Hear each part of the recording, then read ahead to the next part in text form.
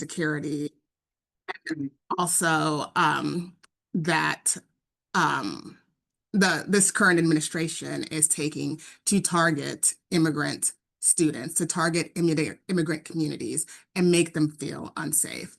So one thing along the road of like federal actions are the executive orders that on day one President Trump issued, really targeting immigrant communities. And he, you know, signed a bunch of executive orders, but the one that I really want to spotlight is the rescission of the sensitive locations memo. And so this was a memorandum that was put out actually in 2011. The first instance of it was put out in 2011, and it basically said that there are some locations that are sensitive, which are so core to American life that we are not going to have immigration enforcement interfere with those locations. And these were locations such as schools, churches, hospitals, because you don't want anybody to forego their education, to forego healthcare, to forego worship or practicing their faith because they're afraid of immigration enforcement. And that memo stood through the first Trump administration. And then in the Biden administration, there was an additional amendments to that memo to add other places, such as playgrounds, childcare centers, other places that children congregate, including social service agencies, to, again, make sure that nobody feels unsafe when they're just trying to get basic services or go to school or, play or be a child.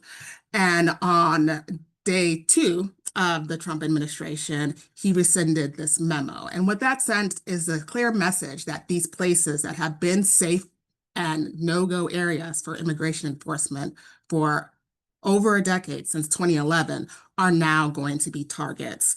And we've seen little instances popping up in April.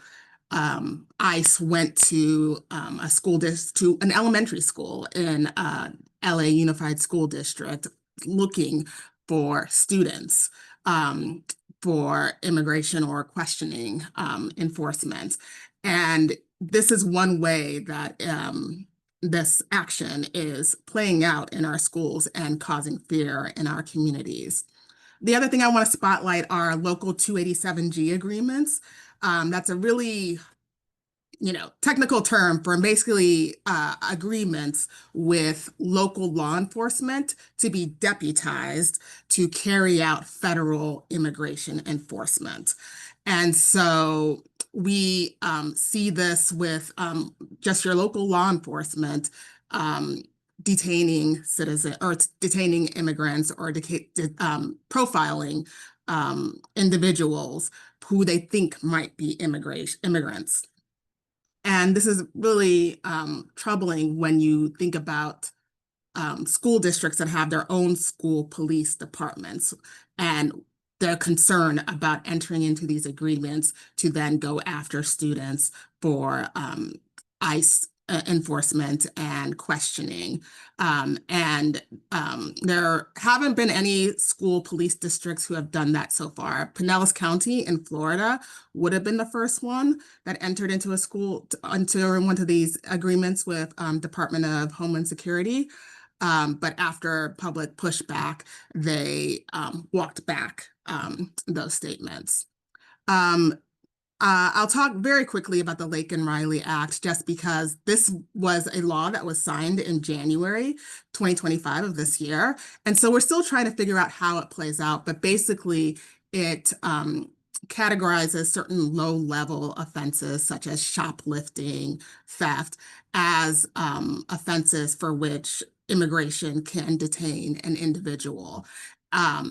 If they're just charged with one of these offenses, not convicted, not admitted to it, if you're just charged. So even if it's a false arrest, immigrants can be, undocumented immigrants can potentially be detained for under this law. And the way the law is written is kind of very sloppy. And so there's a question about how it applies to minors because the juvenile legal system is different from the criminal legal system.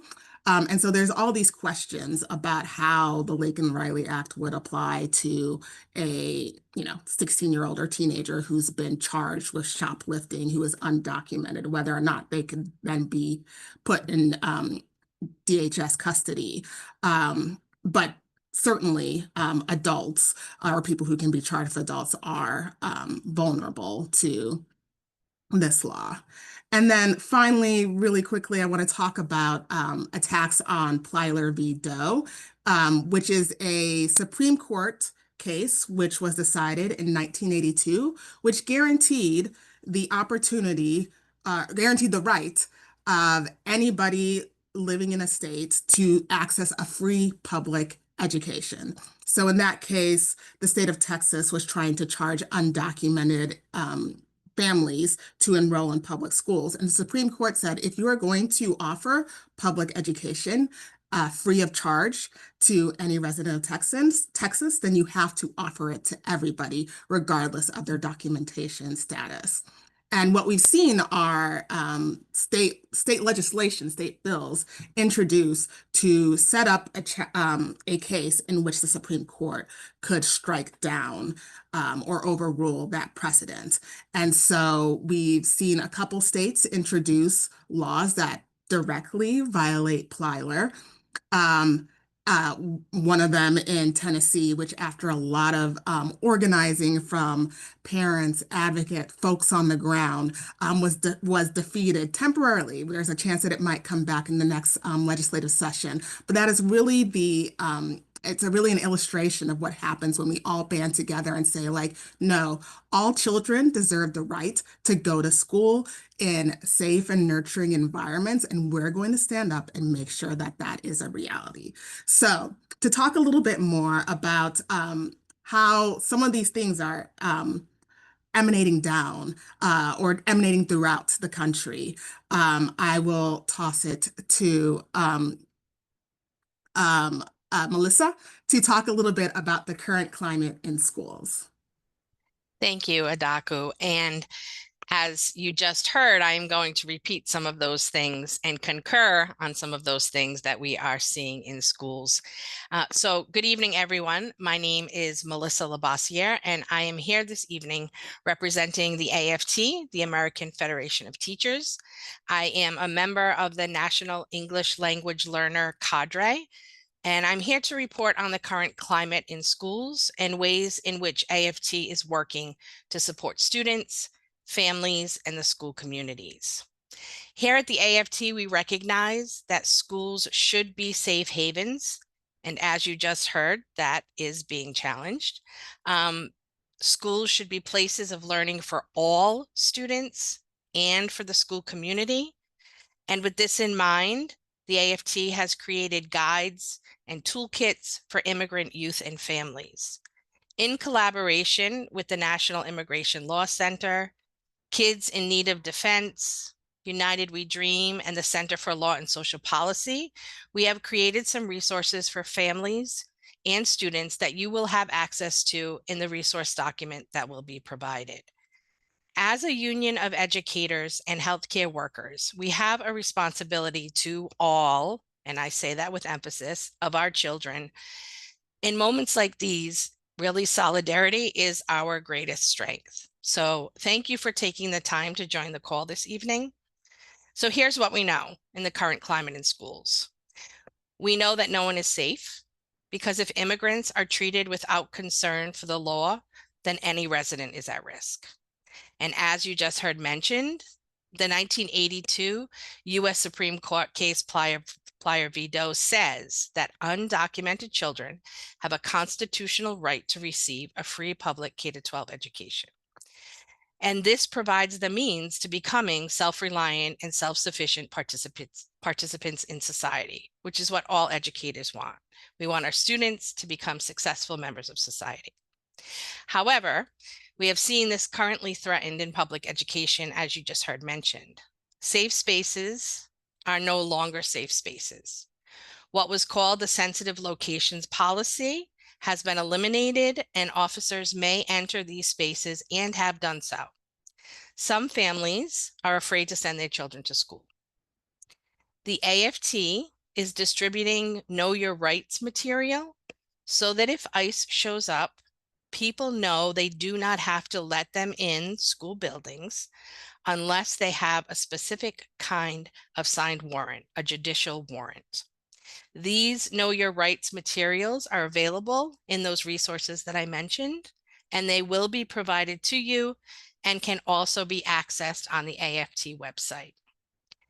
This past Friday, our national ELL cadre met via Zoom, and I'm here to report out to you some of the information that was shared by my colleagues across the country. So one of my colleagues from Los Angeles, California, reported that in April, ICE did also try to enter 2 different high schools without the proper documentation, but they were stopped due to the knowledge of those that were in the schools and the school officials because they did not have the proper paperwork. This knowledge had been obtained by a Know Your Rights clinic that was organized through their local teachers union. Furthermore, in California, which I'm sure many of you have also heard, my colleague was telling a story of ICE agents who were singling out people, lining them up, cuffing them, and then asking them if they had documentation. Here locally, I am in Rhode Island, our capital city of Providence, and one of our smaller cities that has a very large population of immigrants, Central Falls. They are both currently on a watch list because they were considered sanctuary cities. So because of that status, they are now on a watch list, and ICE is paying particular attention to those areas. Because of that, we have heard reports from our families that they are self-deporting due to the immense stress that they are under. In New York City, and I saw someone actually put this in the chat as well, a colleague of mine reported that the government, through some trickery, had requested immigrants to attend an immigration hearing, and as they exited the courthouse, they were arrested by ICE. You may have heard recently in the news, it was national news, but very close to here in Massachusetts. Recently in Milford, Massachusetts, an 18-year-old student was held 6 days in ICE detention. ICE claims that it was the father that they were after when they took this student into custody as he was headed to his volleyball practice.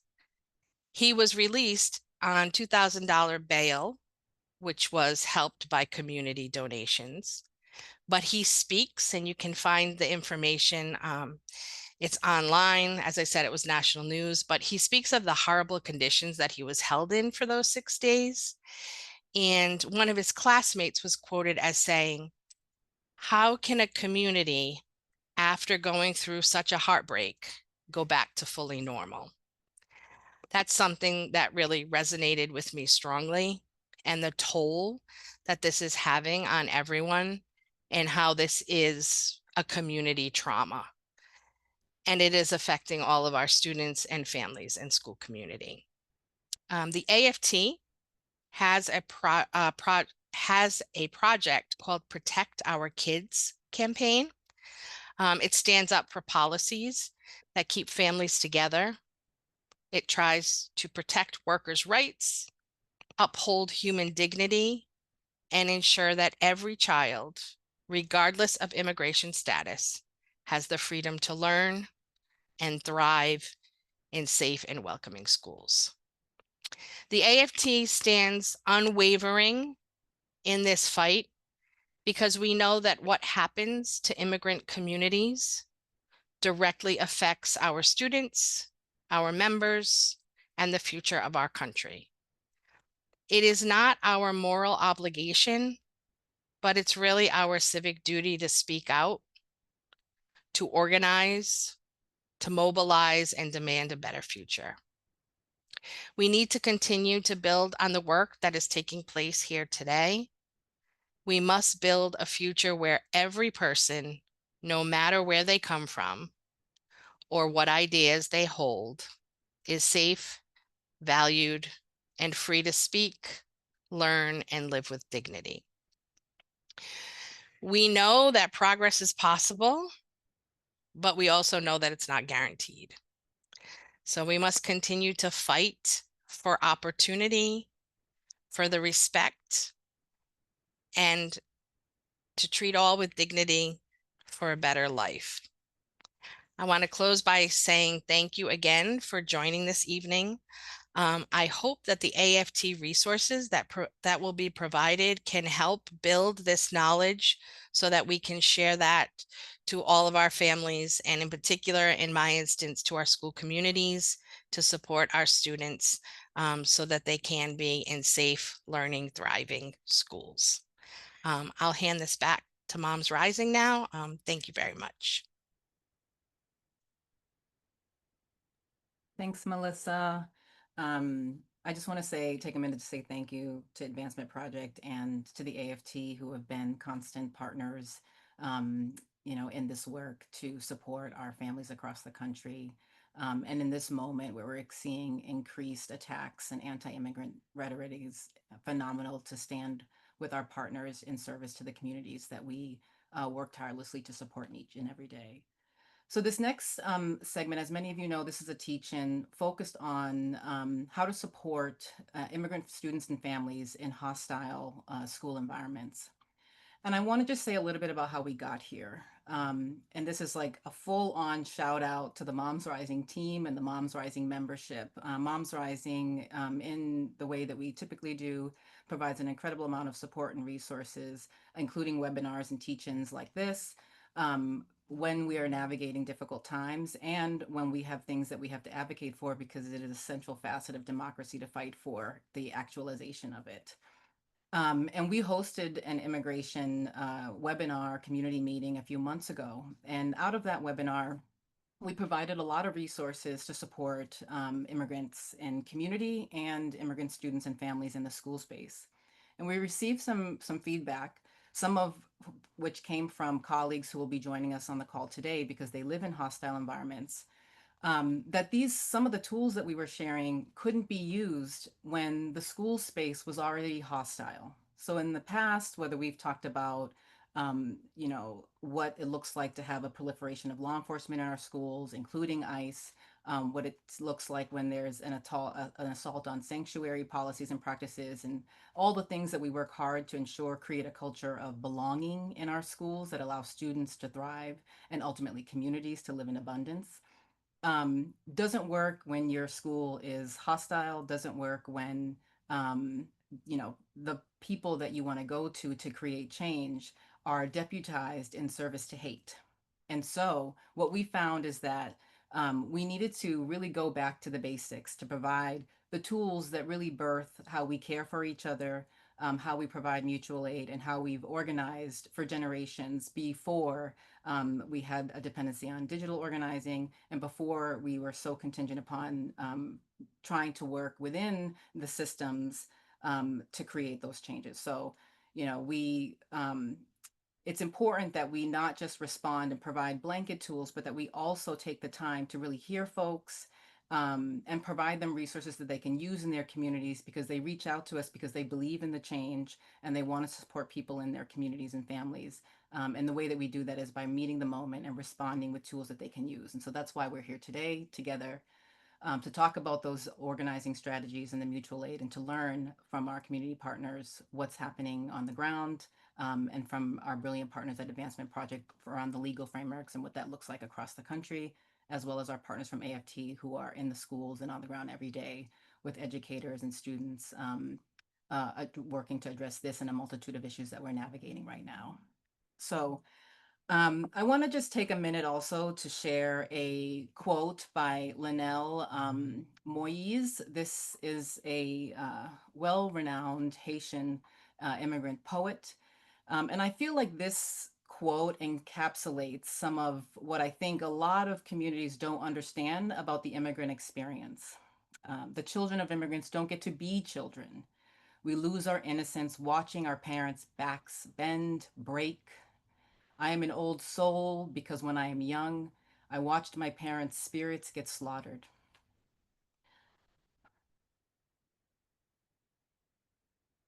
Okay. So when we say a hostile environment for immigrant communities, we're referring to the social, political, legal, and economic climate intentionally or systematically designed or experienced as unwelcoming, discriminatory, or harmful towards immigrants. This environment can manifest through laws, policies, public rhetoric, institutional practices, norming practices, and social attitudes that create fear, instability, exclusion, and barriers to fundamental rights and opportunities. So, what does that look like in our communities? Some of the key characteristics of a hostile climate are things like aggressive immigration enforcement, which we've heard both Adaku and Melissa share extensively about what that looks like across the country. This includes increased deportations, workplace raids, family separation, and detention practices that target immigrant populations. Another key element is restrictive policies, and this includes laws or regulations that deny immigrants access to healthcare, housing, education, employment protections, public benefits, or legal services. It includes a ramped up criminalization, and we hear the rhetoric each and every day around they're criminals, and sort of blanketing everybody in this criminality that is deeply unfair and not reflective of what we know to be true of immigrant communities. This includes treating immigrants primarily as security threats, as I said, as criminals, often through policies in schools like zero tolerance or zero tolerance at the borders, and linking immigration status to criminal charges. It also includes discriminatory policing. So some of the same ways that we see Black and Brown communities be criminalized, we see immigrant communities be criminalized. This means racial profiling, show me your papers, demands for papers to be shown, collaboration between local law enforcement and federal immigration authorities or ICE. It means public rhetoric and hate speech. Right now, we're seeing daily attacks on immigrant communities, daily attacks on immigrant students. It's political or media narratives that depict immigrants as dangerous, burdensome, or undeserving, which can normalize xenophobia, which we're seeing both in our communities and in schools, and lead to harassment, hate crimes, and social exclusion and isolation for immigrants. It includes economic exploitation, which is a longstanding problem within the immigrant community, allowing or enabling the exploitation of immigrant workers through unsafe labor conditions, wage theft, or denial of labor rights, knowing they may fear retaliation due to their immigration status and taking advantage of that. And lastly, it's a culture of social isolation and fear, creating climates where immigrants avoid seeking medical care, reporting crimes, participating in civic life, or accessing necessary services out of fear of exposure or retaliation. And as we heard Melissa talk about, we're seeing many folks self-deport, even though they've not done, anything. It's just too hostile an environment to stay here and live a thriving life amongst the hate and harmful rhetoric. A hostile environment for immigrant students in public schools refers to conditions, whether systemic, again, interpersonal, or both, that make immigrant and undocumented students feel unsafe, unwelcomed, marginalized, discriminated against, and explicitly impedes on their right to a safe and supportive education. As we heard earlier, this is a right. Children in this country, regardless of their status, have a right to public education. And all of these characteristics that we'll go through impede on their right to access that. So some of those key characteristics that we see in hostile school environments include bullying, harassment, and discrimination. Immigrant students face verbal abuse, physical intimidation, social exclusion, racial slurs based on their nation of origin, language discrimination, and perceived immigration status or cultural background. People making assumptions about who they are and their cultural backgrounds or racial and ethnic backgrounds, and making the assumption that they're here uh, in ways that they don't agree with. Cultural and linguistic marginalization, schools that fail to support bilingual education, English language learner programs, or culturally responsive curricula can alienate immigrant students and deprive them of equitable learning opportunities. And we're blessed in this country to have a robust English language learner program. that is for all immigrant students who speak a different language. And when students are not given access to that, this is also a form of hostile environment because they're not able to fully engage in the school environment and in the school community because they're isolated because of language barriers, and denial of participation in English language learning programs. Fear of ICE immigration. We often at Moms Rising and with our partners at Advancement Project talk about the school to deportation pipeline. And this is students and families who fear that attending school could expose them to immigration and customs enforcement or actions from ICE, especially in communities with high profile deportation cases or where schools collaborate with law enforcement, effectively making the school unsafe for a segment of the student population. A lack of supportive services. This looks like limiting access to counseling, mental health services, legal assistance, social services exacerbates the vulnerability of immigrant students facing trauma, family separation, and economic instability. Educator bias and low expectations. And this looks like teachers or administrators holding conscious or unconscious biases that lower expectations for immigrant students, tracks them into less challenging classes, or fails to recognize and nurture their talents.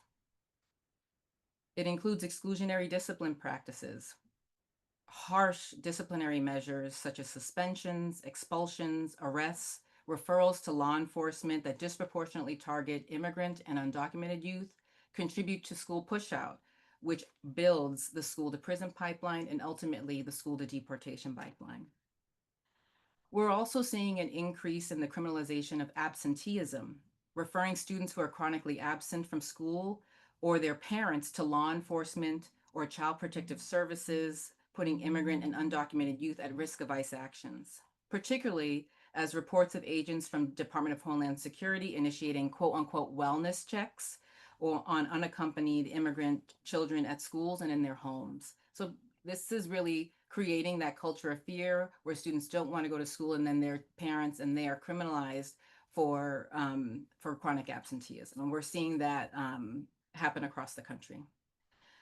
Barriers to higher education. This is immigrant students who, especially those who are undocumented, that may encounter obstacles to college access, and political and media climate spillover, which we see an exhausting amount of each and every day. This is the national anti-immigration, anti-immigrant rhetoric and policies that directly affect the emotional, the psychological safety of immigrant students, as fears about deportation and family separation and discrimination are heightened within the school walls. So the same harmful, toxic rhetoric that we see at the highest levels of power permeating our school space and creating an unsafe and hostile environment for our young people in schools. And so ultimately, a hostile school environment in schools denies immigrant students both physical safety, emotional security, academic opportunity, and most importantly, a sense of belonging, all essential components of a meaningful and equitable education. And with that said, I am happy to pass this over to our first state partner, my colleague, Nina Perez, who will share a bit about what's happening on the ground in Florida. Nina? Hi, thank you so much for having me. And everybody will forgive a little bit of a allergy issue that I got going on.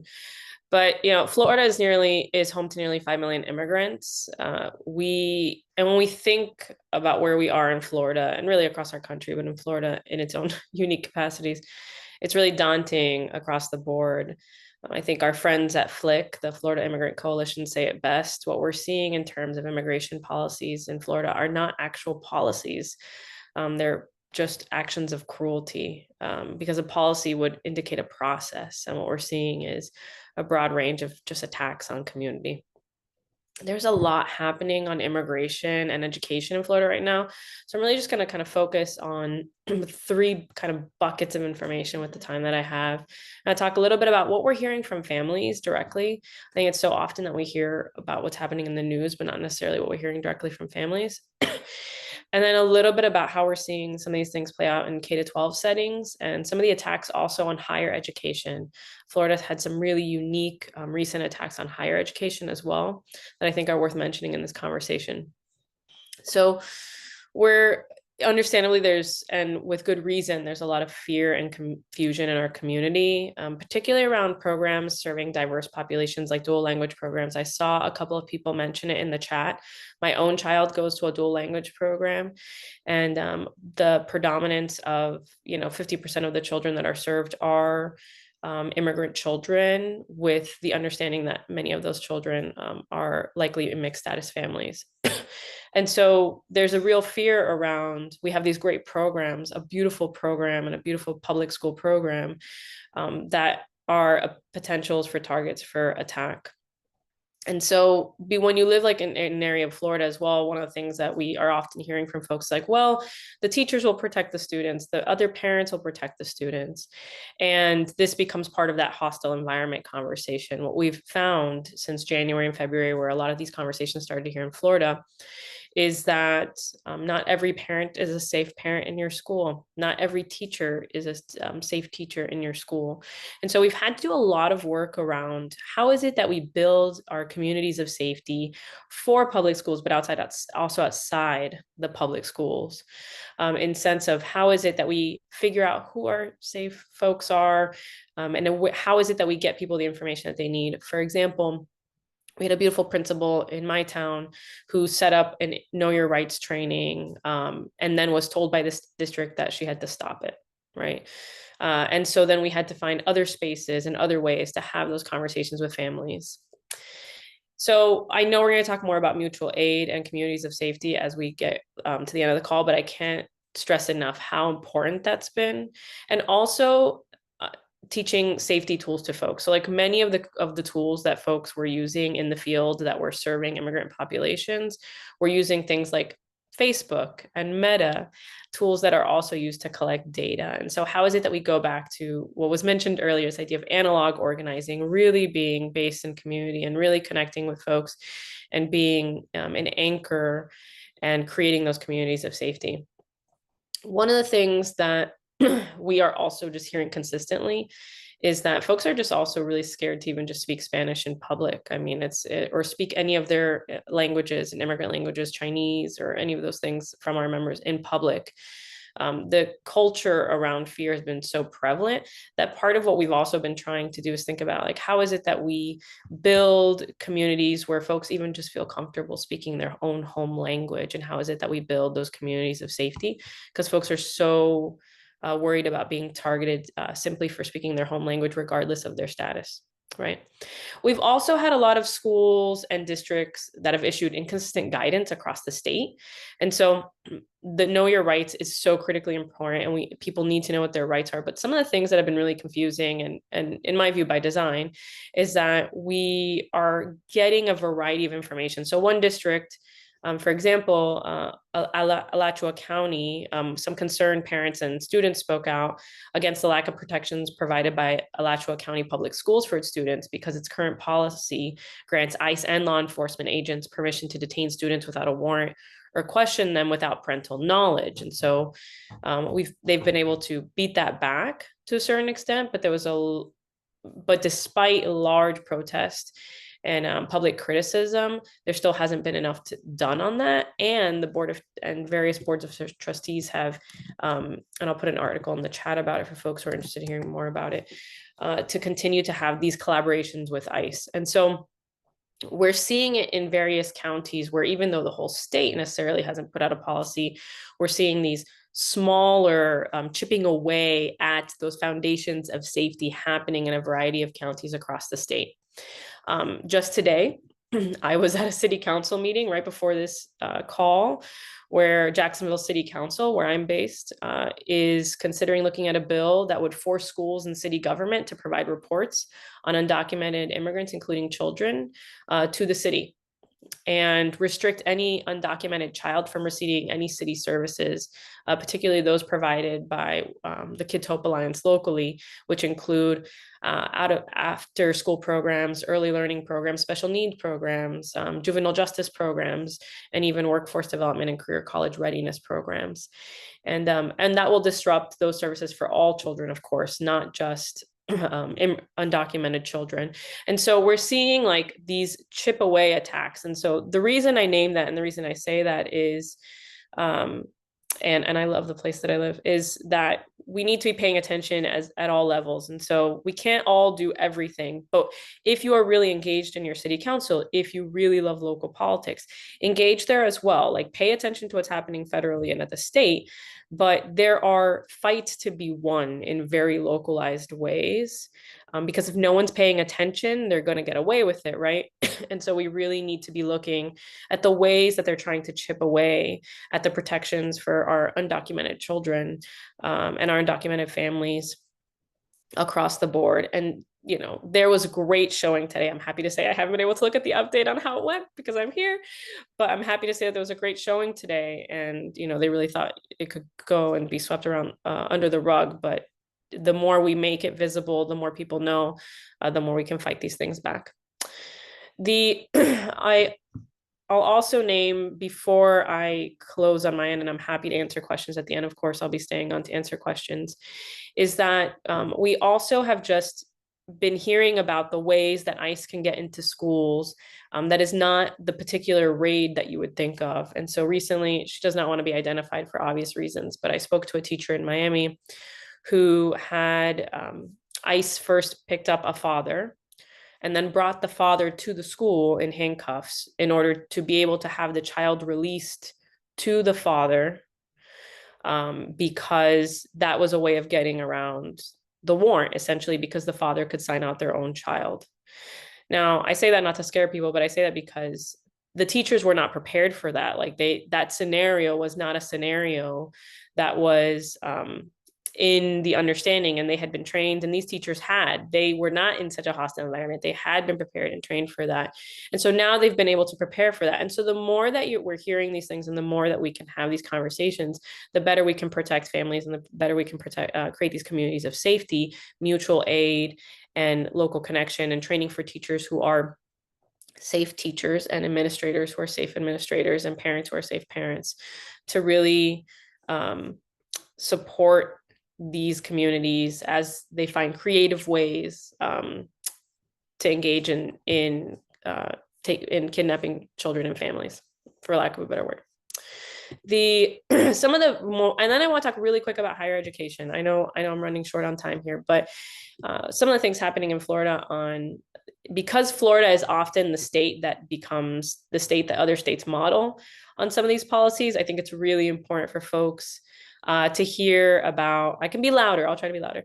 To hear on this particular piece, which is, you know, the elimination of in-state tuition waivers for this. Earlier this February, Florida Governor DeSantis signed legislation ending in-state tuition waivers for undocumented students. This change forced students to pay out-of-state tuition rates, which of course are 3 to 4 times higher than in-state tuition. There's been some great resources developed. I'll put them in the chat here in a minute, on what students can do in these situations. But we also now have Florida universities working alongside ICE. To date, we have 15 colleges and universities that have signed what's called a 287 agreement with ICE, which deputizes campus police to enforce immigration laws. Some of those universities include well-known Florida universities like AFU, AFMU, FIU, UCF, and USF. However, those universities are getting really incredible pushback, and there is still time for them to retract those. And so this is not a hopeless situation. Like, the more we push back on these policies, the more we know about them, the more we can claw them back, and at the same time keep them from happening. So if you're in Florida, I just really want to encourage folks, for anyone here in Florida, we have an amazing state partner, the Florida Immigrant Coalition, and Florida Student Power is also doing an amazing amount of work on undocumented students in higher education. I'm going to put their information in the chat as well. Please follow their accounts. Please follow their information. Please get engaged with them in Florida. They're doing incredible work to protect our communities. And just know that as much as we are seeing some of these rollbacks and seeing some of these attacks on our communities, we are also seeing people step up and do amazing mutual aid, amazing community support. I've participated in several, and a lot of the good work is happening behind the scenes, and that is by design. Like, a lot of the work of protecting communities in Florida isn't something that you're going to see on the news, isn't something you're going to see on Instagram, isn't something that you're going to see on Facebook, as a way of protecting those spaces and protecting those communities. So I encourage you to get involved and to find those local communities of safety for any of you that are in those hostile states, to continue as we fight for better policy and fight for better conditions, also making sure that we're protecting communities along the way. Thank you so much, Nina. I'm going to pivot us and pass it to my dear friend and colleague, Fernando, to share what's happening on the ground in North Carolina. I just want to also remind people, please put your questions in the Q&A, and we'll make sure that they get pulled up for that section. Fernando. Gracias, Beatriz. Me llamo Fernando Martínez y soy un inmigrante que vino a este país en el 2000 y también soy un organizador comunitario que he trabajado organizando la comunidad en diferentes áreas por más de 30 años ya. Bueno, lo que nosotros hacemos, la organización que nosotros hacemos, trabajo se llama la Alianza por la Justicia en la Educación, por sus siglas en inglés. Y por años nos hemos enfocado a el trabajo, la misión de nosotros es de desmantelar lo que llamamos la cañería que lleva a los estudiantes de las escuelas a la prisión o la cañería que lleva a los estudiantes de las escuelas a la prisión y a la deportación. Nosotros hacemos este trabajo a través de 3 áreas. Nosotros nos enfocamos en la prevención, en la intervención y también en los cambios de sistemas, ¿verdad? Sociales y políticos a través de apoyar el liderazgo de las personas directamente impactadas. Agradezco a las compañeras que compartieron antes todas estas experiencias sobre los medio ambientes hostiles en las escuelas. Y también quiero recordarles que el medio ambiente hostil en la escuela no es nuevo para muchas de nuestras comunidades, las comunidades negras, las comunidades de color, las comunidades inmigrantes. Hemos estado experimentando y sufriendo este tipo de ambientes hostiles en las escuelas por muchos años. Por ejemplo, cuando el presidente actual, a través de la orden ejecutiva, habló de que las áreas que estaban como fuera de límites, por así decirlo, que recomendaban que no vinieran, que la migra no viniera a las escuelas, se levantó. Eso para nosotros no fue nuevo porque, por ejemplo, tenemos un caso específico en Durham, en Carolina del Norte, al principio del año escolar 2016-2017, en el cual un estudiante hondureño, Wildina Costa, fue cogido por la migra después de salir de las escuelas. Este fue un caso bastante sonado en el cual sabemos que la migra vino a el área de afuera del edificio de la escuela y se llevó a Wildina Costa, ¿verdad? Después la comunidad se organizó, la comunidad en colaboración con los maestros hicieron campaña y se logró pasar algunas, por lo menos simbólicas, ¿verdad? Algunas resoluciones simbólicas en lo que nosotros llamamos las zonas seguras, las escuelas en zonas seguras, ¿verdad? Entonces, este tipo de ataques y ambientes hostiles para nosotros no es nuevo. Una de las razones que nuestras comunidades han estado experimentando en estos ambientes hostiles es, por ejemplo, a través de tener los policías escolares. Los policías escolares, o como los conocen por las siglas en inglés, SRO, han estado al final de los 90, algunos en algunas escuelas, a lo mejor desde medio de los 80, pero no se popularizó sino hasta el principio de los años 2000. Uno de los problemas teniendo policías en las escuelas, como nosotros lo decimos abiertamente, es tener policías en las escuelas en primer lugar. Ah, es una puerta trasera, por ejemplo, para impactar negativamente a las comunidades. Otro caso de un ambiente hostil que hemos experimentado data hasta el final del 2011 aquí en el área de Raleigh, de Carolina del Norte, en el cual tenemos anécdotas de personas que por tener una pelea dentro de la escuela fueron arrestados por los policías de las escuelas, y cuando la presidencia de Obama implementó el DACA, estas personas no pudieron ajustar su estatus migratorios debido a que tenían ya un récord, ¿verdad? Que le habían puesto cargos por una pelea, por una cuestión de disciplina dentro de las escuelas. Entonces estamos hablando que directamente estos ambientes que nosotros tenemos de lo se conoce como en inglés como bullying, eh, no es nada nuevo, desde llamarnos nombres, desde llamarnos, uh,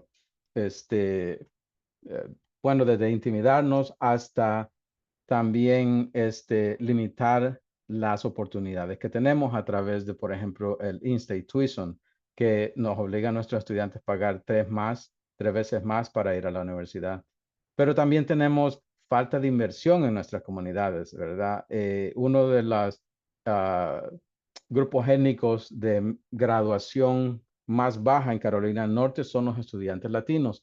Tenemos más o menos el 24% a nivel estatal de estudiantes latinos, pero solamente tenemos 3.5% de maestros latinos, por ejemplo. Entonces, no hay inversión intencional para ayudar a sacar a nuestras comunidades. Pero volviendo al caso del ambiente que se ha puesto más difícil a través de la segunda presidencia del señor Trump, es eh, que nuestras comunidades están siendo deshumanizadas. Básicamente es una estrategia intencional para quitar la humanidad de la persona y poder entonces que los ojos de los estadounidenses nos vean como criminales. Porque al quitarnos la humanidad, al quitarnos fuera del contexto que nosotros también pertenecemos a esta sociedad, que también somos de Carolina del Norte, que estudiamos, trabajamos, vamos a las mismas casas de oración. Entonces, las personas ya pueden decir, oh, sí, está bien que vayan detrás de esos criminales, ¿verdad? Porque nos han deshumanizado, nos han quitado la dignidad, y eso no es nada nuevo. Sabemos que es parte del sistema de poder referirse hacia nuestras comunidades como criminales y como no vernos como seres humanos, ¿verdad? Y es lo mismo que la comunidad negra experimentó a través de muchos años, en los cuales ellos también han sido, no también, pero han sido el centro de ataque de la gente en el poder, ¿verdad? Y muchas de las cosas que ahora tenemos ventaja nosotros, como el derecho al voto y otras cosas, fueron ganadas también por la comunidad afroamericana a través de su lucha. Pero volviendo al contexto de hoy, nosotros lo que hemos hecho en la área de prevención es, por ejemplo, implementar talleres de Conozca sus derechos. Uno de los primeros talleres de Conozca sus derechos que hicimos al principio de febrero, a mediados de febrero, creo que fue después de la orden ejecutiva, fue virtual, y tuvimos más de 150 personas que entraron, y algunos se quedaron sin entrar porque todavía no habíamos resuelto el problema de los números de participantes con Zoom. Después hemos hecho otros talleres que también han sido igual de participativos en términos de los números. Hemos tenido que tener reuniones de rendir cuentas con las personas de la Junta de Educación, con el superintendente. Hemos tenido que colaborar con otras organizaciones legales y de derechos humanos en clínicas de hacer poderes de abogado en caso que haya una emergencia y que uno de los padres caiga en las redes de la migra, que puedan dejar sus cosas en orden, ¿verdad? Hemos tratado de educar a la comunidad migrante acerca del hecho de hacer un plan B, un plan alternativo, para que ellos puedan en caso que no estén, que sus familiares sepan dónde están los documentos, si tiene un caso con un abogado, cuál es el caso, si hay que pagar el alquiler del apartamento o la hipoteca, a dónde es que hay que pagarlo, de dónde es que hay que sacar el dinero, incluso quién es el médico primario, quién es el médico primario de sus hijos, cuál es el estatus migratorio, si sus hijos tienen un caso también o han sido nacidos aquí. El hecho de que la familia tenga a alguien que pueda ejecutar las cosas en caso de que uno de los padres no esté, ¿verdad? Como vender un carro, vender una casa, mandar el dinero a su país de origen. Hemos tenido que trabajar con la familia a ese detalle de poder hacer eh, plan B en caso de una emergencia, ¿verdad? Y volviendo a la otra parte, la parte de la intervención, porque recuerde mencionar que trabajamos en tres áreas: prevención, intervención y cambiando los sistemas.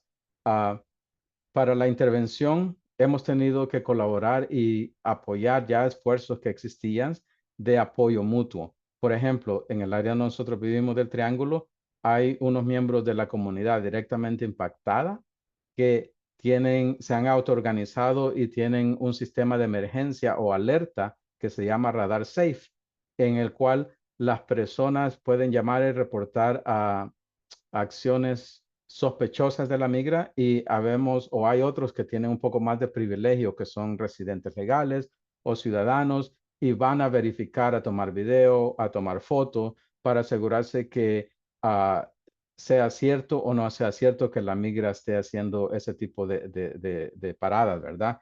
Uh, y igual que aquí, también yo sé que hay esfuerzos iguales en el área de Durham, en el área de las montañas, en otras áreas también de Carolina del Norte, donde la comunidad se está auto-organizando para poder defenderse. Tenemos otro pequeño colectivo que se llama Wake, porque ese es el nombre del condado, Resiste, ¿verdad? Wake Resist. Y a través de eso nosotros nos hemos autoorganizado para activar a organizaciones de derechos humanos y derechos civiles en caso de una redada masiva en el área del Triángulo, que incluye grupos de trabajo de acción humanitaria, um, de comunicación y de asistencia o referencia legal y apoyo. La parte de organización humanitaria es muy importantísima, porque yo no sé si alguien en esta llamada ha tenido un familiar encarcelado, pero son una de las cosas más difíciles que nuestras familias han tenido que experimentar, porque a veces la desesperación de no saber dónde está ese ser humano tuyo, ese familiar, hermano o esposo, esposa, porque como alguien lo dijo temprano, cuando la migra lo secuestra, a veces pasamos hasta 48, 72 horas sin saber dónde está ese ser amado, esa persona, ese familiar. Eh, y también recibimos llamadas y no sabemos el número, y no sabemos, o no, a muchas personas no tienen ni siquiera una tarjeta Visa para poder ponerle crédito y poder recibir llamadas de un centro de detención, que de hecho también me gustaría que algunos de estos activistas que están en esta llamada hoy en día puedan ver en ese asunto, porque uh, cobran más de $3 el minuto, y el dinero se va así cuando uno le pone en la comisaría para poder comunicarse con las personas. Eh, Tienen que comprar productos de aseo personal, tienen que comprar jabón, tienen que comprar pasta y cepillo dental. La comida es bastante mala, entonces a veces se venden las sopas instantáneas, y es importante que nuestros familiares tengan por lo menos dinero en esa cuenta dentro de los centros de detención para poder comunicarse y para poder conectarlos con un abogado de inmigración también, que puede parar la deportación, ¿verdad? O pedir una fianza en caso de que califiquen a eso. Entonces, estamos hablando de un grupo que se active en caso de una redada masiva para tener la parte de humanitaria, colaborar con las iglesias, colaborar con los food pantries, para asegurarse que a esa familia no le falte la comida en caso que el proveedor principal de la familia ya no esté presente porque lo hayan secuestrado.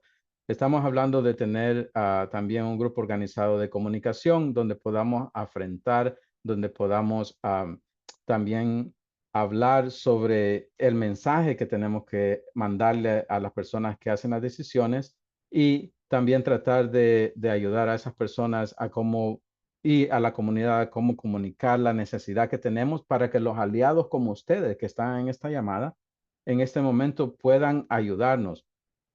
Y después la parte de referencia de legal. Am, yo sé que tengo poco tiempo, así que voy a ir para la última parte, que es cambio de sistema, y a esto me voy a cambiar al inglés para los intérpretes.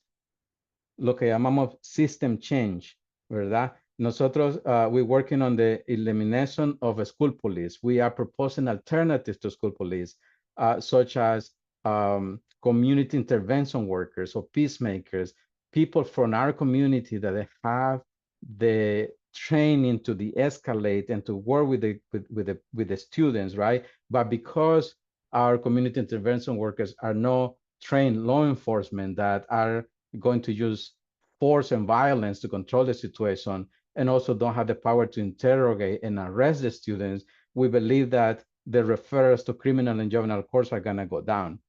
And we also are openly asking about the gang databases, because once you get into the gang database, if you if you had the opportunity later in life to change your immigration status because you are in the gang database, that could be something that could affect your chances of adjusting your status to a legal permanent resident. But police officers, just because of the nationality, a color, or something minor, put you in this gang database, but there is no way for a person to get out of the gang database. That is why it's very important for us to limit the role of police in the schools, because that's one of the key problems that our community have. And then finally, in North Carolina, we're pushing back against anti-immigrant bills. Last year in 2024, we saw an increase in attacks from the General Assembly on our communities through the House Bill 10 that basically forced the sheriff to communicate and collaborate with Immigration and Customs Enforcement. All the sheriff in North Carolina, whether they like it or not, they've been forced through HB 10 to collaborate with immigration, right? But now, recently today, I was at the General Assembly with a lot of people, and then we marched from the General Assembly in downtown Raleigh to the Governor House to ask the governor to veto House Bill 318 and House Bill 153.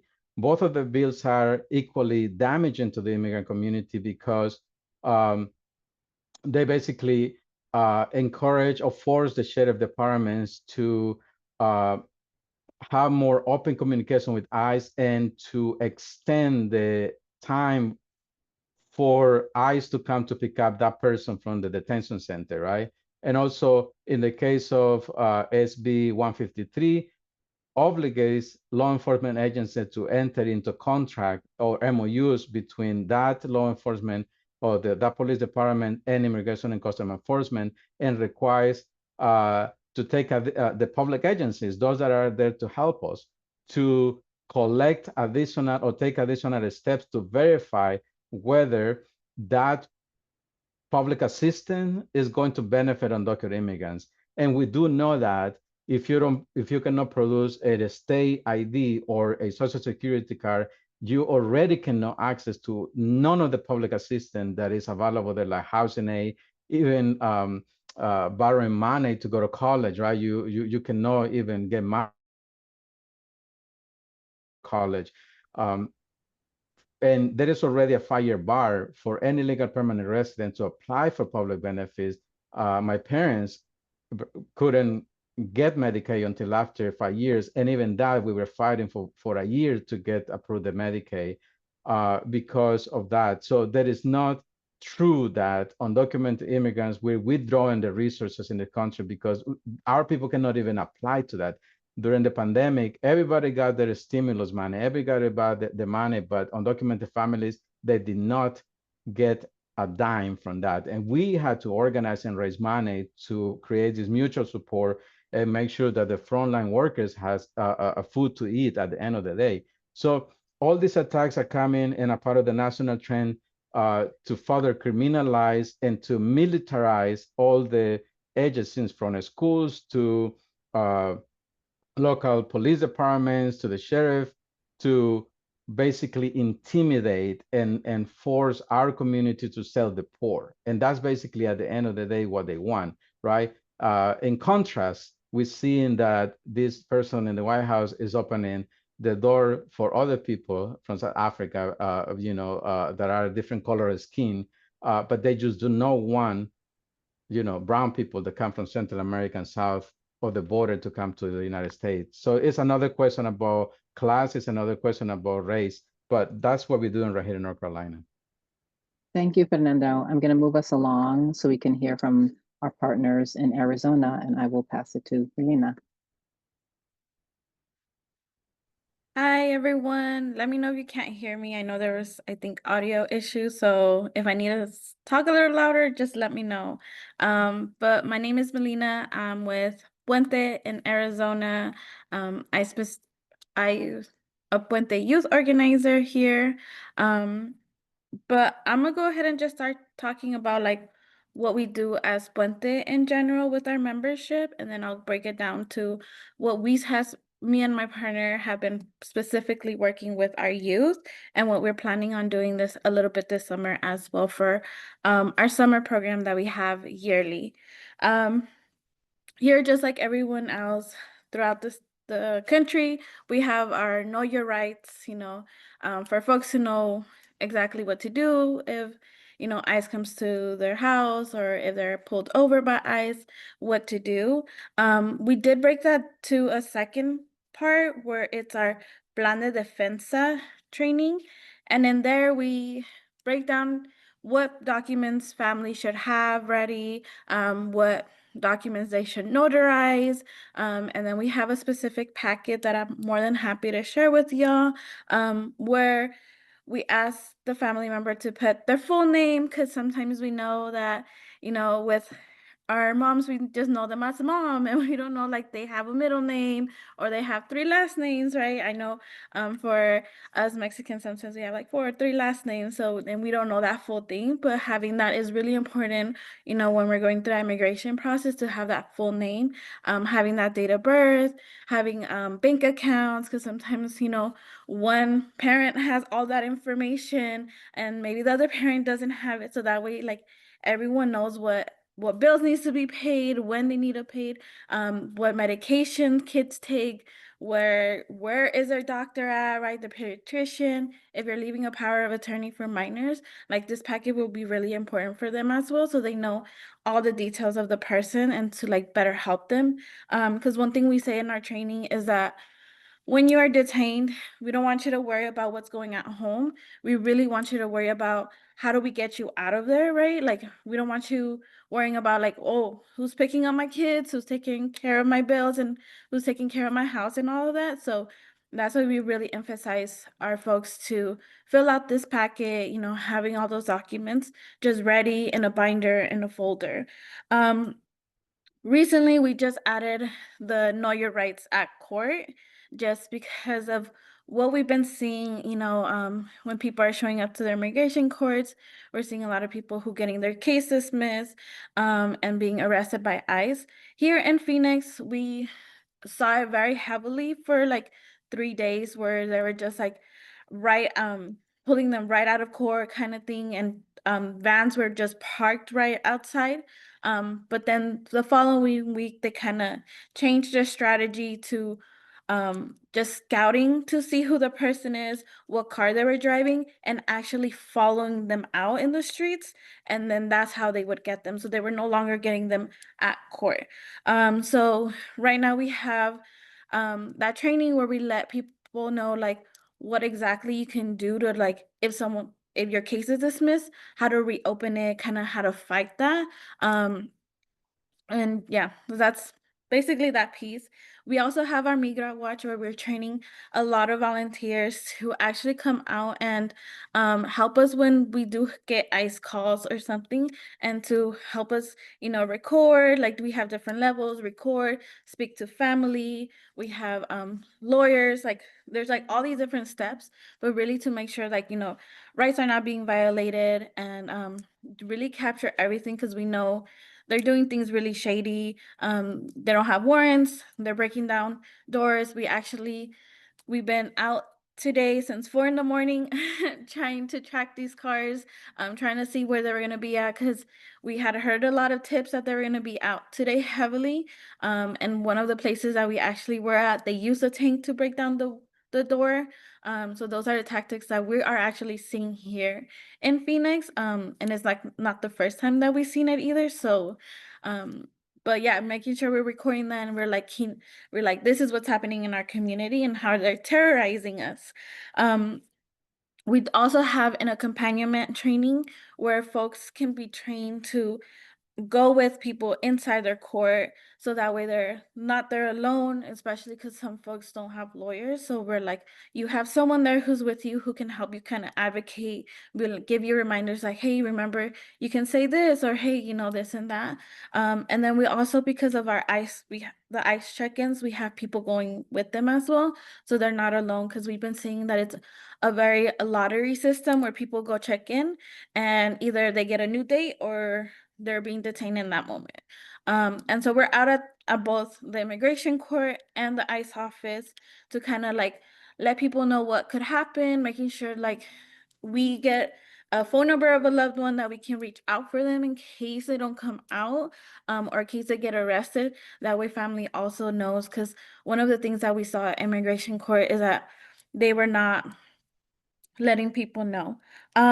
With that, with our students, what we're doing is we're doing the student know your rights. We're just kind of like pulling from the know your rights that we have for our membership, but we also focus on like when you're driving a car, what are you driving? Like make sure that we're not putting, and it sucks to say, but we're not like Viva Chihuahua, because they're gonna use that to target us, and it sucks to say that, right? But don't have the Mexican flag because they're gonna use that against us, unfortunately. And it's so heartbreaking, but to tell them, but we have to. And we also tell them what does a warrant look like, um, who they should like kind of plan with their parents about that, having that conversation.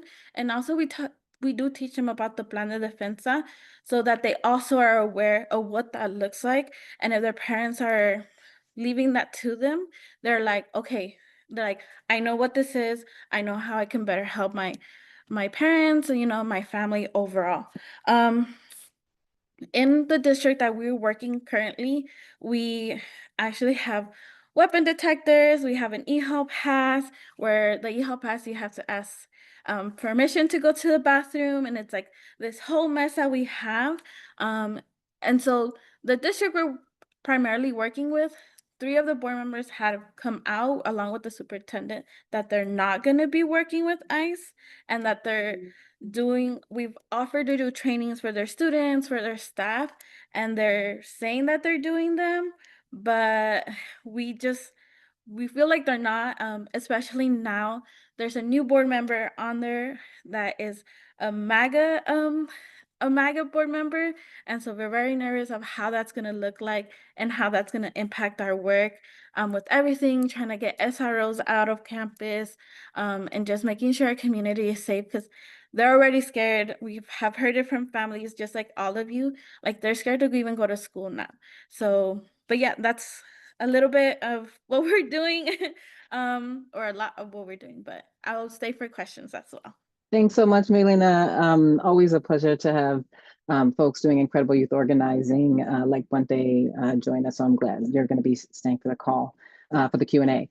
I am going to pass it to my incredible colleague, Lorena Quiroz. There's so many things I could say about Lorena and the labor of love work that this brilliant human being does in Mississippi. But you'll get that when you hear her. So I'm going to pass it to you, Lorena, to share with us what's happening in Mississippi. Good evening, all, and thank you so much. And very privileged to be in this space with everybody. My name is Lorena Quiroz. My pronouns are she and her. And I'm an immigrant by the way of New York, and I've been in Mississippi for 26 years now. And um, I'm the ED of Yahe, which was a dream that several Black and brown women had and during the early years of 2010. And so when the raids came, there was a bunch of women already dreaming about what would it be like to create an organization that's actually led by us, by immigrants and people of color. And so that's what YAHE is. It's actually the only immigrant rights organization in the state of Mississippi that is led by immigrants and their children and Black and brown folks, and the board also reflects that. And we did officially became an organization right after raids because we responded to the 2019 raids. And as the brother mentioned, this hatred, this rhetoric from this, there's nothing new. It's just people are becoming more and more emboldened. And so in the 2019 raids, and I so appreciated making listening to you all talking about the difference between safe teachers, safe parents, because there's very well-intentioned folks, but because they don't understand the nuances of Latinidad, indigeneity, being an immigrant, right? Like they see this face, they think Mexican immigrant. They don't know that immigration can be Black, can be brown, can be white. They can bring harm to our communities. And so oftentimes we engage organizers that speak our language, but don't necessarily like us. We hear the conversation about not all skin folks are, that's what happens in Mississippi. And so with that in mind, creating a space where we welcome um, BIPOC people, LGBTQ people is what YAHE is. And this anti-immigrant rhetoric, it's being pushed out now specifically from our state auditor and I don't even remember her name, Lynch Fit. She's our attorney general. And they're putting out there um, this rhetoric that immigrants are dangerous, that we're criminals, and now that we're a border state, we need to keep Mississippi safe. With the new 287G, so which is new to the state, but those of us that have been around doing this work are aware that there had been MOUs between ICE and law enforcement in which they were doing similar work.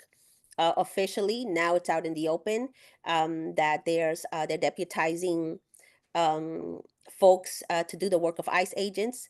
Those of us, again, that were doing the work knew that was happening for the last 6 years, where people are actually being taught to act in a way similar to ICE agents and then call ICE agents in. Again, it's just now a space where people are emboldened, and this is where the harm occurs in our school, and especially our most vulnerable, which is our children. And oftentimes, so one of the things that we do is we have conversations, we have group of promotoras, the US calls them community health worker. No, they're organizers. They're badass organizers, undocumented, document. Some speak English, some don't. And, as some of we got to figure out a way to get funding. So we do it through public health, through labor, through other means. And we have different cohorts of promotoras that we train to do this culturally competent work. And one of the things that we hear a lot is how, as parents, we are sharing this trauma with our children. Our kids are sitting and they're just absorbing that. And we do have a group of youth organizers that's actually going out in the communities and sitting down with young people and having conversations and having them process these conversations. Because oftentimes we organize with adults, but we're not talking to the bitty ones, even the 12, 10-year-olds.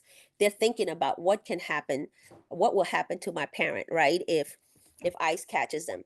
So we created a space called Cultural Connections, where we do art and then we talk about what's going on. And in the space, we also invite partners to do training on Know Your Rights, to do training about what to do at the workplace, what to do in schools. And we just keep continuing to see like just the lack of misinformation. Mississippi does not have a Telemundo. They do not have an Univision. We do not have a newspaper in any other language. Uh, Correct that. We have one in Spanish, but he only prints when he feels like it. Well, and again, well-meaning, well-intended, but we need to have that daily dose. So what people hear is what they pick up from the WhatsApps, from Facebooks, from Instagram.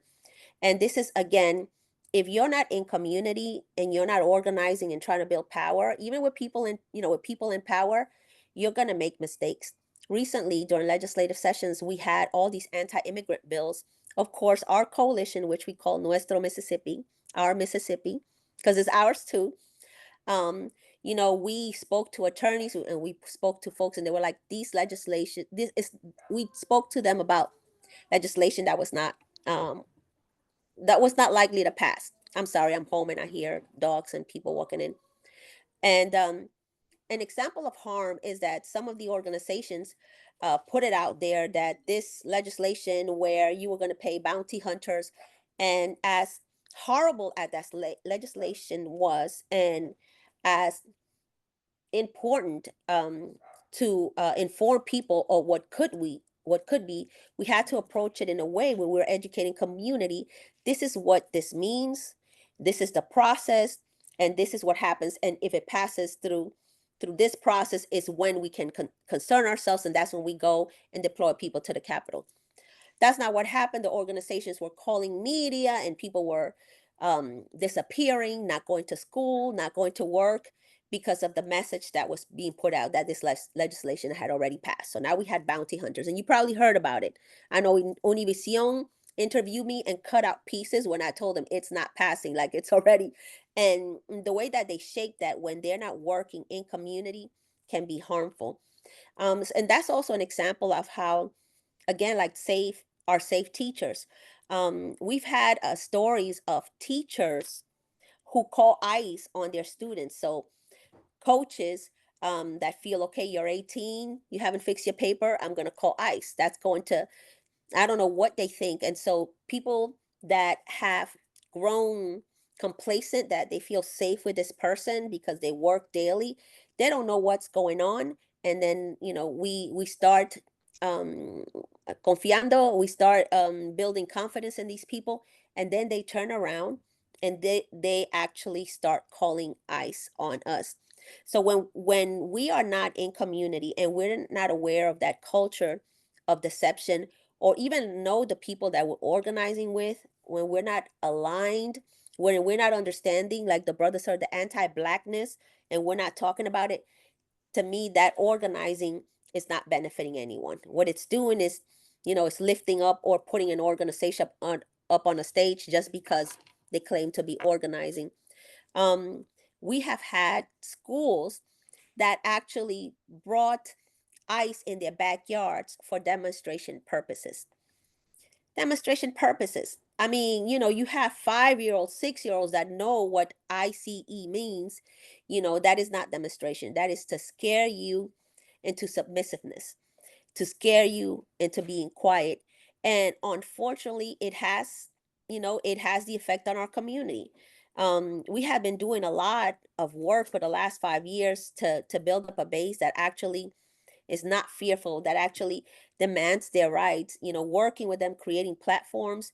And right now, folks are not, they're not even going to Walmart. They are sending their families to go grocery shopping for them. When Saturdays was the day where everybody would be in Walmart or in Marshalls, our communities are sending out the people that they feel that they trust to go and do the purchasing for them. Now imagine how a child who doesn't really have the full picture, how that trauma is affecting our kids. And so the conversation, again, it is about creating a space where we are talking to our kids and not adding trauma. Like the other partners too, we have created Know Your Rights. I'm sorry, I don't have any links. I can try to get them later. But we always stack up on the red cards. We work with the Mississippi Center for Justice also to do a lot of education in the schools. What that looks like oftentimes is a partner that we have that has real deep connections with the superintendent, and that has these backdoor conversations, and finds out if this is a safe superintendent, if they intend on developing relationship with ICE or other officials. And so when we know that these folks are ready to have conversations, we have them meet with parents so that they can be, in understanding. Parents now are feeling some sort of safety in these schools. So we've had several of these meetings in our schools. Um, Another thing that we are finding as well in the schools is the lack of communication, when there's news that's put out nationally. Teachers will talk about this in the classrooms. Again, when a child is not really understanding what's going on, and the teacher, a well-intended human being or a well-intended adult, starts bringing, well, we're going to protect you so that you won't be deported. A child who may be documented now is living with this fear, not understanding, I'm going to be deported. Are they going to take my parents? Um, Again, we are not educated enough, even on what that means. A lot of our students also don't even understand, and our own people, and what immigrant means. They associate the word immigrant with being undocumented. They don't understand, the different uh, immigration levels. So residency versus citizenship versus having a tourist visa is very difficult. If you're not an immigrant, people are not aware. They see you either as a citizen or as undocumented person. So we've done some of these educational workshops in churches mostly, where people will ask pretty offensive questions. But we do create the space because we need people to be aware of what it means, you know, of what it means to not have a pathway to citizenship, what it means to come in legally as an asylum seeker, what it means to come in as a temporary worker, and that you actually have a legal right to work in this country. And so we're able to have these conversations in churches.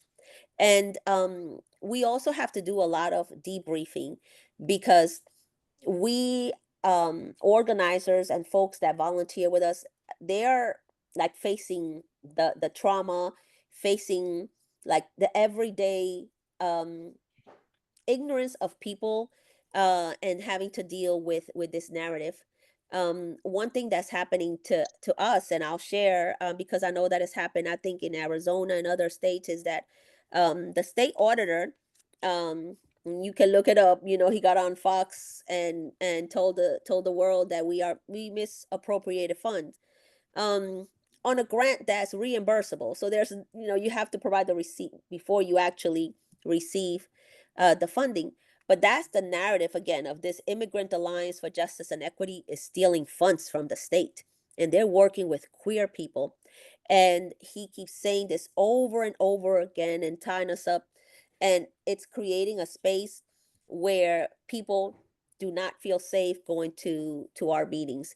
So I just want to say that, like, it's a time where I think organizing in Mississippi, we just need to, I don't want to say that we want to be, again, bullied into submission. We have to keep doing the work. We have to prepare our folks. We know that. We're trying to find other ways of organizing, culturally. We're planning a parade for Dia de los Muertos. And to us, it's more like a march. We're going to have signs. But we know that the community, they like our food, they like our music. But this is on our way to resist and kind of let them know, hey, we're still here, even though the the state auditor and all, and the governor is bringing all this anti-immigrant rhetoric. Thanks. Mhm. Thanks, Lorena. Yeah. We're gonna move on just so we have time to take a couple of questions and can share some strategies for organizing and mutual aid. So I'm gonna try to breeze through those in the next couple of minutes so that we can just go right to the Q&A. I wanna also just remind people that if you do have those questions, put them in the Q&A. All the recording and the resources that we're discussing here from all of our partners, and what we'll share in the next two slides, will be shared in an after email with toolkits and both organizing and mutual aid resources and resources from all of our partners who are here. So I'm just going to jump right into some of the strategies for organizing. As I mentioned before, we're living in unprecedented times, and the anti-immigrant rhetoric is at all-time highs. And so it requires that we think about our organizing differently, as so many of our partners have shared beautifully on this call, the ways that they are both responding and meeting the moment to support immigrant students and families in their respective communities, which are hostile environments. And we are stronger together, right? Immigrants, in all the ways that they show up in our communities and are us, make our communities stronger, richer, and we are, like I said, we are better together. So I want to share a couple of different things: building strong community partnerships. And this is what you've seen today, right? You've learned about organizations on the ground in Mississippi, in North Carolina, in Arizona, in Florida. And there are organizations all over this country. There are community members, parents, caregivers, students, all stepping up to support and meet this moment. And we need all of us together. And that includes all of you who registered and who have joined us this evening, the several hundred of you that joined us this evening for this teach-in. So make those connections with these incredible organizations, support these incredible organizations, and find out who those organizations are in your own communities. The next thing I like to call these whisper networks. And this is really about using coded language to communicate in ways that provide discrete communication to address urgent needs, alert others to danger. These schools can be used in, these safe words can be used in text messages and casual conversation without drawing suspicion. An example of that is, for example, a student feels unsafe at school. The coded phrase might be, "Can I borrow the green book?" Meaning, I don't feel safe, I need help or a walking buddy. Another example, ICE is spotted in the neighborhood. Is the bakery still open? This means that ICE is nearby, stay inside or avoid the area. There are lots of ways that people are using whisper networks or coded language systems to evoke safe words that support immigrant students and families in communities and in schools. The next tool I want to share these is what I like to call kitchen table support circles. And these are ways that we have always organized discrete meetups, right? These informal gatherings build trust, they share resources and provide mutual aid support without online tracking or outside security.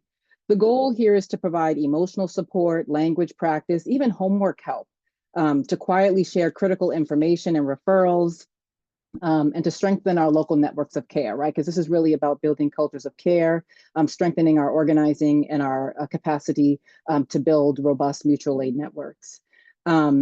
The next thing I want to share is silent advocacy in school. And so some of the ways that we're seeing this is what I like to call school information infiltration and quiet observation.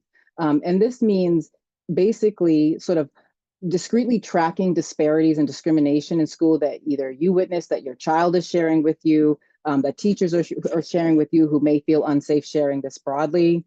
The things that you would watch out for to do this quiet observation log and silent advocacy in school is watching who gets disciplined and how often. Are interpretation services used fairly and regularly? Are immigrant or ESL families treated with respect and dignity? And then we use these logs to build documentation for school board meetings, to support local organizations that are organizing and advocating, and to be advocates ourselves on behalf of students and families where advocacy is unsafe for them. Analog alert systems and informal safety plans. This is sort of like Sanctuary 2.0, right? A low-tech way to prepare for emergencies without relying on systems that may fail or expose vulnerable people. A quick sort of checklist to think about with this is trusted spaces for overnight stays. Lorena mentioned churches. We've heard folks mention homes and businesses. Emergency basics on hand. Do we have resources for families that are in the form of food, water, blankets, legal contacts? We heard Milena share how they're organizing financial support. So as people navigate this hostile climate, they don't have to worry about, you know, where their bills being paid or providing for their family in meaningful ways. And also trusted bilingual community partners to help interpret and de-escalate situations when they arise. People who are trained to do this and provide meaningful bilingual support and legal support as well. Another one, and the last one I'll share on the organizing strategies, is really the cultural organizing that I heard Lorena speak so beautifully about, as well as Fernando.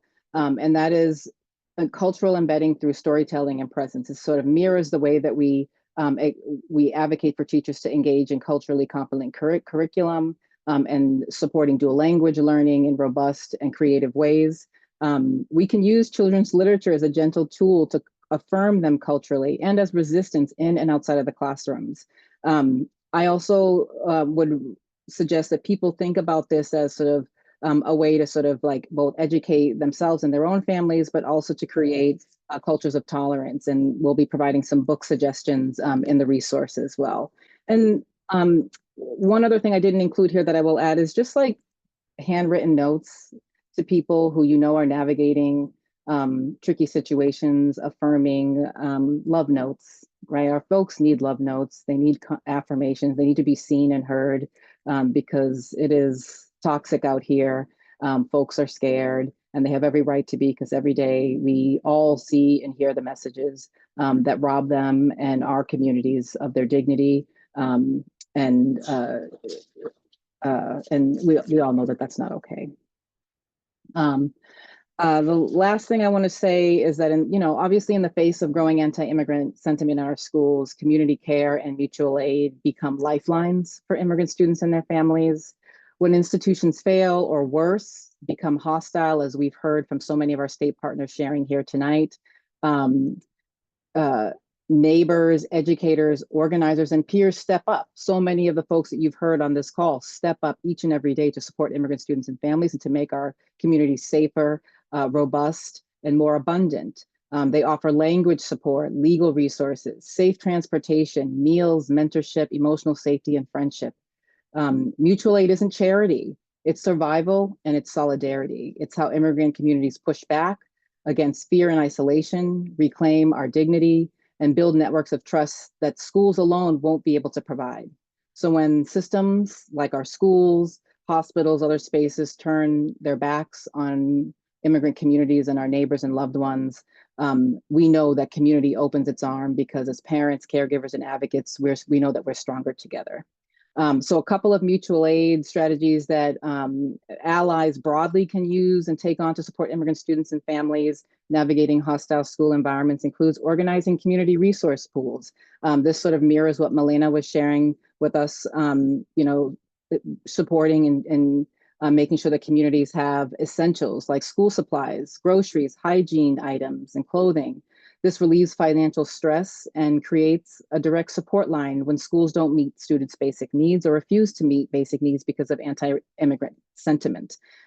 Creating safe communication channels, developing secure and multilingual group chats, hotlines, or community bulletin boards where families can share concerns, updates, or call for help, especially around school incidents and immigration enforcement threats.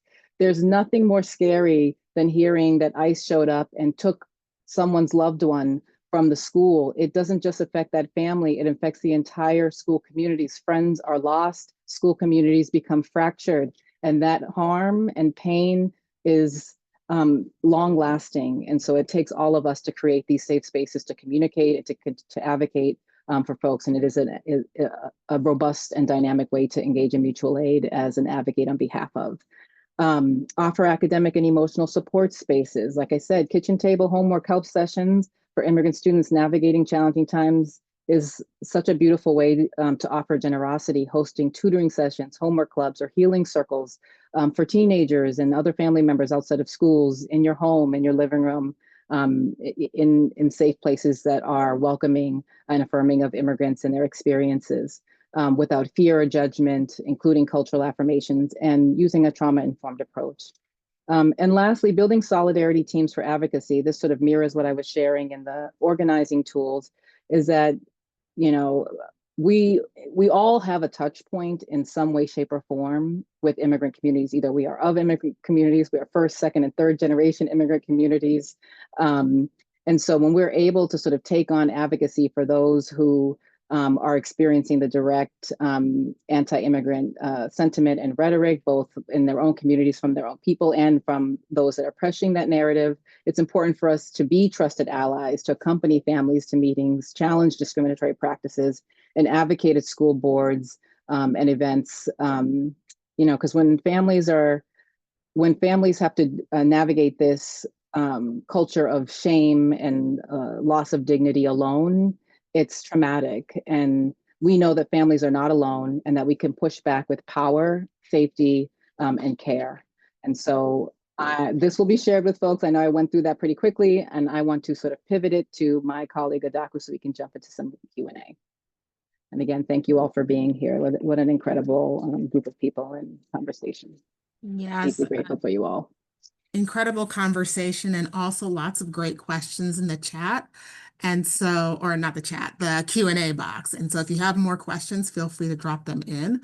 But I will start with one question that I will toss to Melina to answer, which is, with the issue of people pretending to be ICE agents, how can we tell who are the actual ICE agents are? So how can folks identify ICE when they show up? And what should they do? Yeah. So here what we've been seeing, usually it's a normal car sometimes. Usually it's a Escalade or something, but their windows are always like really, really tinted. So that's one of the biggest red flags is really tinted windows. Another thing that we've been picking up is the vans that they use to transport people. They're white vans. Usually the windows are all the ones in the back are all white tinted. And then where they use the door to open, they also have like a light at the top, which also helps us because like today we saw a white van and we were like, oh my God, I think that's one of them. And we pulled up and we're like, okay, it didn't have like that light on the top. It sounds so weird, but like that was like what we were like, okay, that's not an ice van. Some of them do have really tinted windows too. So either white tinted or really dark tinted windows, and like if they have a like a light bulb at the top, which sounds, again, I know it sounds kind of weird, but like that's what we've been seeing a lot here. With agents themselves, here in Phoenix, we've seen a lot of them have, they're always covered in their face. Like we probably seen all over social media, face covering completely. They have vests on them. They usually have HSI on them or police, even just police. We can tell also by the way they just interact with the folks around them, and the way they stand. I don't know, is but yeah, I don't know if that helps a little with folks or if they have a little follow-up, but yeah. Thank you so much, Melina. And I know that there's a question in the chat about the court hearings that you had mentioned to train. And I think that we can follow up after the fact to make sure that resource gets out to folks. The question who asked that gets out to folks who asked Yeah. that question. I actually found a link that we used to Oh, make our trainings, so I can share that right now. And then as soon as I also get like the PowerPoint, because I don't have access to it directly since I don't do them, but I can put the link that way you guys have something because that's what exactly we use too. So I'll right. drop it right now. Thank you. And because we're running a little bit over, we're gonna cut things off at 8:50. So I'll ask folks to keep their answers shorter. We got a couple questions about whether or not Trump will be sending troops to other states like he is in California, and just trying to get a sense of whether or not military will be deployed to other places. I don't know if anybody wants to answer that. I can, but yeah. So far he has not deployed any troops anywhere else other than California. Anecdotally, what we're hearing is that he had asked for 2,000 National Guard troops. Only 500, answered the call. Part of that is because hearing anecdotally, many refused. Another thing is that serving in the National Guard is a pathway to citizenship. And so his deportation actions actually might have depleted ranks, and which is why he's now tapping the Marines. But he has threatened that he wants to do this to other cities. And so we need to stay on alert and to continue to push back and to fight back and to say that is authoritarianism and we're not going to stand for that anywhere else. Another question that I'm seeing is, how can the government just do these things without being held accountable? And I think maybe that's a question that I don't know if anyone wants to answer, if anyone wants to take. I mean, go ahead. No, go ahead, Fernando. No, what I would say is that accountability has multiple layers, and it basically. And I was gonna share the invitation to all the participants to call out on racism and push back against racism, push back against homophobia, against xenophobia, against all these things. It start with us. It start with our family. We start our own circle. Sometimes we only have control over that, a small community. But I think that we have to push back against that. And accountability beyond the voting and the elections also requires check and balances and constant meetings with elected officials and making sure that you guys tell them what you want them to do, because people elect them to serve them, not the elected officials are going to be served by the people. So that's another thing. But I'm going to stop right now because I know another person wanted to answer as well. Yeah. Yeah, that's the question. That's the answer I was looking for, Fernando, that we are the ones who hold the government accountable. And we are already seeing small victories, and even just resistance is a form of accountability. And then maybe we have time for one more question, which is, what is there like a number that folks can call when ICE is in their neighborhood or in their communities to like put out an alert?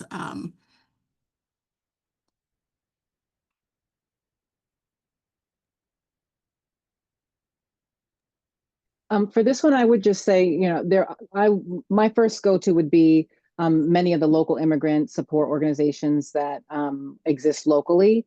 I imagine that when these things happen, those are who the community members are calling as well. And we'll be sharing a resource guide in the after email that provides a list of nationwide mutual aid entities that are providing meaningful support to immigrant students and families navigating this climate, as well as, and I put in the chat, which is Yahe's hotline. And so I would definitely use those resources and connect and support your local immigrant support organization. All right. So we are at 8:50, so we're a little over on time, but and so like Beatrice said, we are going to be sending resources after this call. Many of the resources that were shared on this teach-in. But we want to thank you so much for making the time and for staying over to talk about this important issue and how we can, again, like make connections with others to make sure that our communities are safe and welcoming for all families, including immigrant families. Thank you, Adaku. I just also want to say thank you to our incredible partners here today, Nina, Fernando, Melina, Lorena, and Melissa, who had to hop off. I also want to say thank you to our incredible interpretation team, Ana and Catalina from Team Jammy, for being here and providing simultaneous translation in both English and Spanish.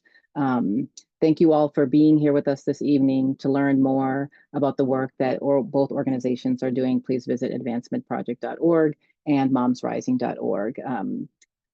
We welcome you to continue to be in this conversation with us, and we'll provide ways to do that in our after action email. Have a great evening, and thank you for everything you do